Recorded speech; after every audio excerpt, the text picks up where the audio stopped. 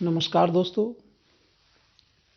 अभिराम साहित्यिकी के यूट्यूब मंच अभिराम वाणी पर आपका हार्दिक स्वागत है। आज गुरुवार है और मैं प्रस्तुत हूँ लेकर अनूठी लघु कथाएँ। ये लघु कथाएँ अभिराम साहित्यिकी के जनवरी मार्च 2018 से अक्टूबर दिसंबर 2020 तक के अंकों से ली गई हैं।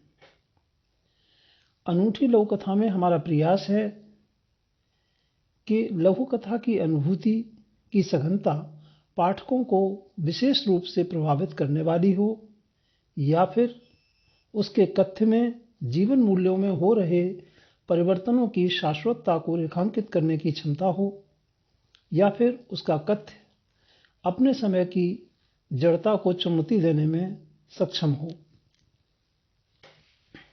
इन लघु कथाओं के चयन में संपादक के साथ सामान्य पाठक की समझ और उसकी पसंद का परीक्षण भी किया गया है। मित्रों, चूंकि आप भी इस यात्रा के सहयात्री हैं, इसलिए आपसे निवेदन है कि यदि अभी तक आपने इस मंच को सब्सक्राइब नहीं किया है तो आज अवश्य कर लें। साथ ही अपने इष्ट मित्रों तक भी इस मंच को पहुंचाने का प्रयास करें, ताकि आपकी रचनात्मकता को हम सामान्य पाठकों तक पहुंचाने में सक्षम हो सकें। जैसा कि आप विदित हैं, इस श्रृंखला के अंतर्गत रविवार और गुरुवार को दो लघु कथाओं का पाठ किया जाता है, जिनमें से पहली लघु कथा का पाठ उमेश महादोशी यानी मेरे द्वारा और दूसरी लघु कथा का पाठ क्रमशः गुरुवार को अभिराम साहित्यिकी की संयुक्त संपादक डॉक्टर संध्या तिवारी जी के द्वारा और रविवार को सह संपादक सुश्री ज्योत्सना कपिल के द्वारा किया जाता है। तो आज की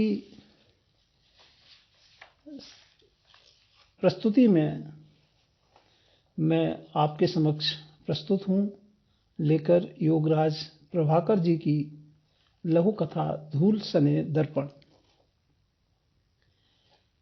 चर्चित लघु कथाकार प्रभाकर जी की इस अनूठी लघु कथा को अभिराम साहित्यिकी के जुलाई सितंबर 2020 अंक से लिया गया है। तो प्रस्तुत है लघु कथा धूल सने दर्पण। पत्नी की पीठ का दर्द दिन ब दिन बढ़ता जा रहा था। सब घरेलू नुस्खे बेअसर साबित हुए थे, अतः बाबूजी उन्हें किसी विशेषज्ञ को दिखाना चाहते थे। कई दिनों से अपने बेटे से आग्रह कर रहे थे, किंतु बेटा उनकी बात को अनसुना करता आ रहा था। आज तो उसने दफ्तर में काम का बहाना बनाकर मां को साफ इनकार कर दिया। बेटे का यूं जवाब देना उन्हें बिल्कुल भी अच्छा नहीं लगा। पत्नी का रुआंसा सा चेहरा देख बाबूजी ने कहा, चलो भगवान, मैं ही ले चलता हूं तुम्हें डॉक्टर के पास। दर्द से लगभग कराहती हुई पत्नी को लेकर डॉक्टर के पास चल पड़े। कॉलोनी में निकलकर सड़क पार करते हुए पत्नी ने एकाएक कंपनी बाग की तरफ इशारा करते हुए पूछा, देखो जी, ये वही पार्क है ना जहां कभी हम देर रात तक बैठे बतियाया करते थे। हाँ, बाबूजी ने ठंडी सी आह भरते हुए उत्तर दिया। समय कितनी तेजी से बीत जाता है, नहीं? सही कहती हो। बाबूजी के स्वर में अभी भी उदासी थी। चलो ना, थोड़ी देर के लिए चलें अंदर। अरे मगर डॉक्टर के पास भी तो जाना है, खामखा देर हो जाएगी। थोड़ी देर बाद चले जाएंगे, अभी चलो ना पार्क में, पत्नी ने जिद करते हुए कहा। अच्छा अच्छा, चलता हूं, पार्क की ओर मुड़ते हुए वे बोले। अच्छा, अब तुम यहाँ आराम से बैठ जाओ। पार्क में प्रवेश करते ही बेंच की तरफ इशारा करते हुए बाबूजी ने कहा, तुम्हें याद है बरसों पहले हम दोनों कितनी मस्ती किया करते थे यहाँ। पत्नी की आंखों में एक अजीब सी चमक आ रही थी। हाँ, याद है। और फिर हम स्टेशन के पास वाले ठेले से अक्सर शाम को चाट पापड़ी भी खाने जाया करते थे। हाँ, बिल्कुल याद है। पता नहीं क्यों आज बीते हुए वक्त की यादें फिर से ताजा हो उठी हैं। एक बात कहूं जी? हाँ, कहो ना। आज हम पहले यहाँ चाट पापड़ी खाएंगे, फिर बड़े चौक पर जाकर बर्फ की चुस्की। तुमने तो मेरे मुंह की बात छीन ली। हम दोनों जगह ही चलेंगे। उसके बाद माल रोड की ठंडी हवा भी खाने चलेंगे। पत्नी का पीला चेहरा अब गुलाबी होने लगा था। जो हुक्म मेरी सरकार। तो मैं कोई ऑटो रिक्शा देखता हूं। बाबूजी के स्वर में अब उत्साह था। बाबूजी अचानक 65 से 25 के हो गए थे। ऑटो रिक्शा क्यों जी? हम तो यूं ही पैदल टहलते टहलते जाएंगे। पत्नी ने बेंच से उठते हुए कहा। उनकी पत्नी भी 58 से 18 की हो रही थी। अरे, इतनी दूर पैदल? तुम्हारा पीठ का दर्द? अब कोई दर्द नहीं है जी।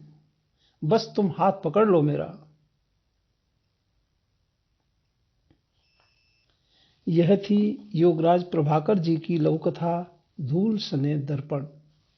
और अब आप सुनेंगे डॉक्टर संध्या तिवारी जी से नई पीढ़ी के एक प्रतिनिधि लघुकथाकार की अगली अनूठी लघुकथा।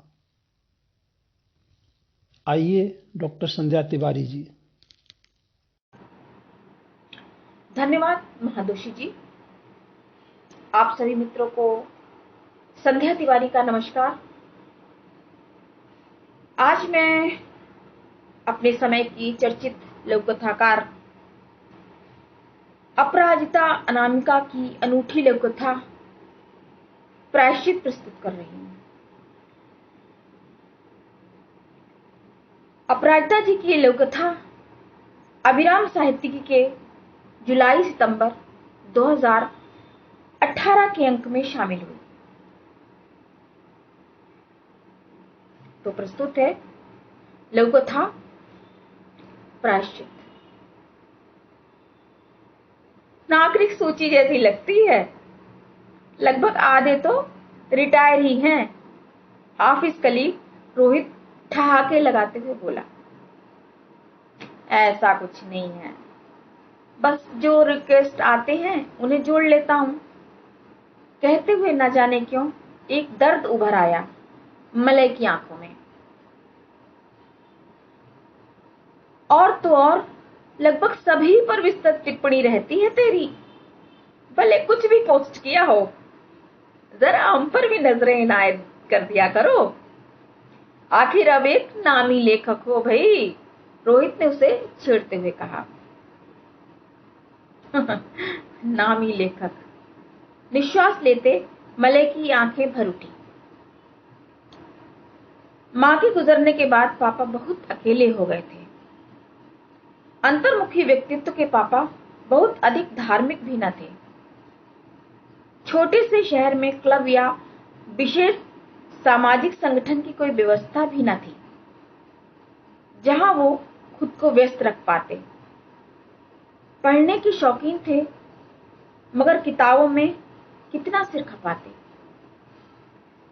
इकलौती संतान मलय राजधानी में पदस्थ था।